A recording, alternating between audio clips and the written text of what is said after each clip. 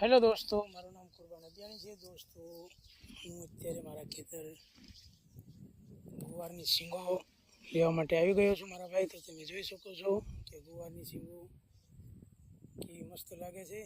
અને આ ખેતર મારા નાના ભાઈના ભાગમાં આવેલું છે. તો નાના ભાઈ ઇમરાનભાઈ ગુવારની શીંગો તોડે છે. શું કરવાના ગુવારના ઘરે જઈને? શાક બનાવવાનું. શાક બનાવવાનું એમ? હા. કેટલા દાડા ગુવાર આવી જાય શીંગો? ત્રણ દાડા આટા મારવાનો. 3 દિવસે? દર ત્રીજા દિવસે શીંગું થઈ જાય. બરાબર. એટલે શાકભાજીનો ખર્ચો ન થાય ને? શાકભાજીનો ખર્ચો ના એ વાત સાચી. આ ખેતીનો તાજો ગુવાર ખાવ એટલે કોઈ મજા આવે. અને ગુવાર કંચીનો પાંચેલા પાણીનો, કેનલના પાણીનો, એ ગુવાર ના ખાઈને માણા માંદા પડે. સરસ. એટલે ખેતર ને? સરસ. એટલે તમે જો વગર પાણી એક ગુવાર થઈ ગયો ને? વગર પાણી પાણી જ નથી રહ્યા. વાળા પાણી પીવડાવી દીધા. કુદરતી વરસાદ હે ને? કુદરતી વરસાદ હજુ સુધી ચાલુ છે.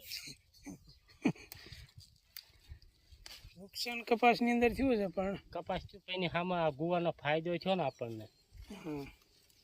સરસ. તો દોસ્તો, તમે જોઈ શકો છો ઇમરાનભાઈ જે ગુવારની શીંગોના માલિક છે. હાલાકી ગુવારની શીંગો બહુ થઈ ગયા છે મારા ભાઈ, તો એને તોડી રહ્યા છીએ અમે.